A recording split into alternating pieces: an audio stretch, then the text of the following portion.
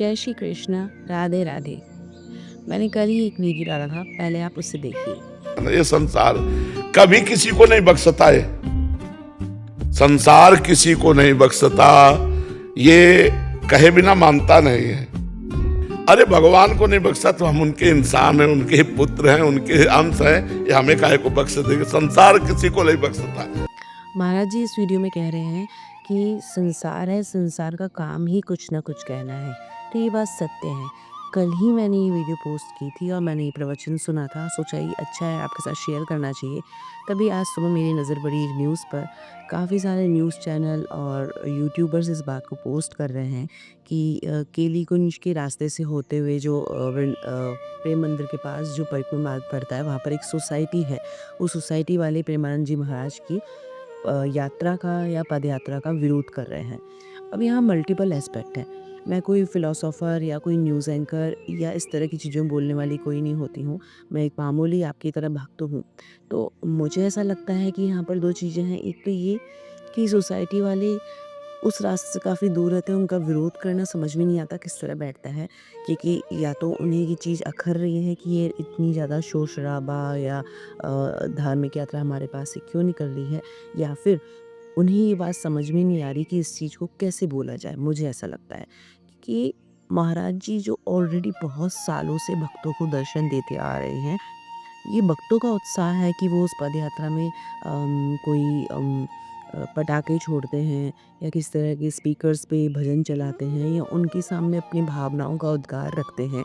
ये भक्तों का पर्सनल कॉल है। लेकिन महाराज जी का इसमें इस बात में विरोध करना कहीं से भी प्रत्यक्ष रूप से समझ में नहीं आता है। अब दूसरी बात यहाँ ये भी देखने लायक है कि अगर वास्तव में सोसाइटी के लोगों को किसी बात से कोई भी तरह का व्यवधान है, उन्हें सोने में दिक्कत आती है, वो वर्किंग क्लास हैं, उनके बच्चे छोटे-छोटे हैं जिन्हें स्कूल जाना होता है, 1 से 3 बजे के बीच में जो पदयात्रा निकलती है, ख़ासकर उस समय उनकी नींद ख़राब हो जाती है, फिर वो दोबारा नहीं सो पाते।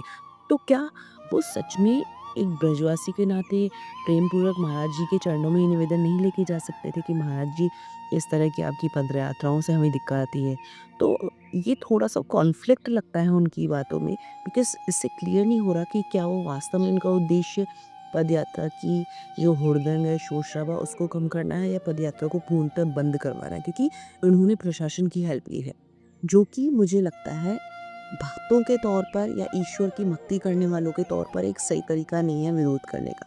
यदि आप ब्रजवासी हैं, यदि आप चाहते हैं कि आप महाराज जी का सम्मान करें, और आप इनके प्रेसिडेंट साहब ने, सोसाइटी के प्रेसिडेंट साहब ने कहा भी है कि मैं महाराज जी का काफ़ी सालों से खुद भी सम्मान करता हूँ, उनसे मिलता आया हूँ।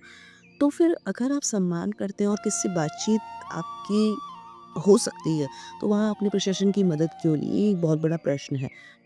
इस एस्पेक्ट को अगर दूर रखा जाए तो अब क्या किया जा सकता है? महाराज जी की वैसे भी स्वास्थ्य ठीक नहीं रहता, वो आए दिन अपनी पदयात्रा किसी न किसी रीज़न से बंद कर देते हैं। अगर इस एस्पेक्ट को दूर रख लिया जाए तो महाराज जी के भक्तों से ये निवेदन किया जा सकता है कि वो उस यात्रा को थोड़ा-सा सोबर तरीके से निकालने की कोशिश कर सकते हैं, क्योंकि मैं खुद भक्त हूँ।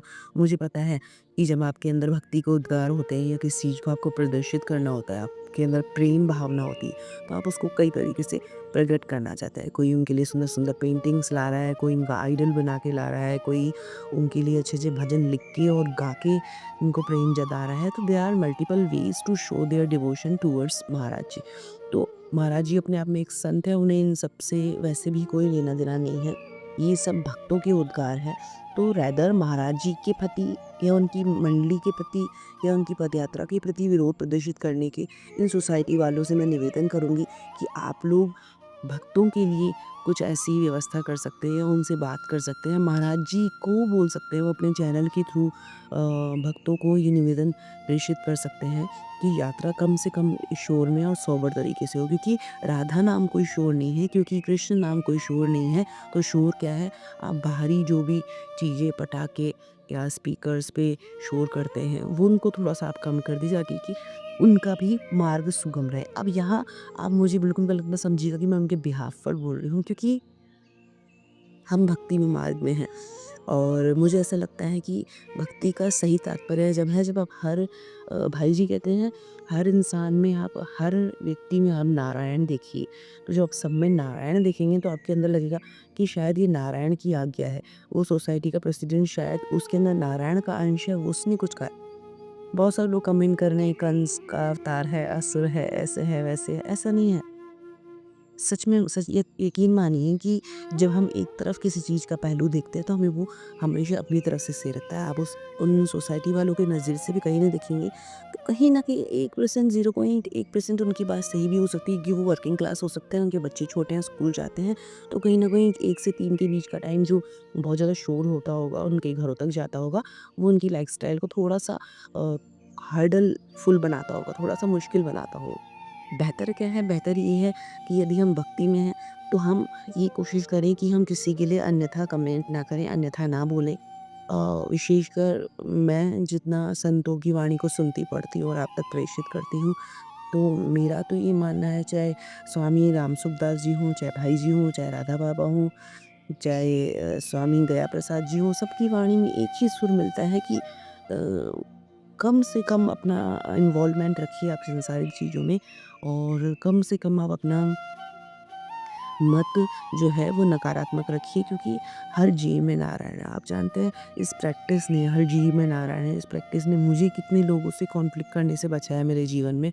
तो मैं ये मानती हूँ कि यदि आप भी उनमें से एक हैं जो उन सोसाइटी वालों का विरोध कर रहे हैं या ये जो सोच रहे हैं ये असुर हैं, कंस हैं, ऐसा ना सोचिए क्योंकि मैं समझती हूँ कि उनका बात करने का तरीका गलत है, उनका बातों को आगे भेजने का तरीका गलत है। लेकिन इंसान कभी गलत नहीं हो सकता क्योंकि उनकी भाव जो है, उनकी भावना जो है वो यही है कि शांति से यात्रा निकले और दूसरी बात महाराज जी भी कभी भी अपने भक्तों को निराश नहीं करते हैं। उनके लिए अगाध प्रेम और श्रद्धा है इसलिए हम सब उनको इतना प्रेम करते हैं। तो मेरा आपसे करबद्ध निवेदन है कि आप सब महाराज जी के स्वास्थ्य के लिए प्रार्थना कीजिए और ये प्रार्थना कीजिए कि जो भक्तों की रैली है और आप अगर मुझे तो ऐसा सौभाग्य नहीं मिला कि मैं उनके दर्शन करने जा पाऊँ। लेकिन आपके लिए ये निवेदन ज़रूर करना चाहूँगी कि आप महाराज जी से मिलें, जब भी मिलें अपना प्रेम उद्गार जब भी करें, उसके लिए सिर्फ़ आपकी आँखें और आँखों में 2 बूँद जल काफ़ी है। बड़े-बड़े डीजे स्पीकर की आपको ज़रूरत नहीं है। मुँह से राधा राम निकले और श्री कृष्ण चरणों में समर्पित आपका प्रेम देखकर महाराज जी आपकी तरफ ज़रूर देखें। जय जय श्री राधेश्याम।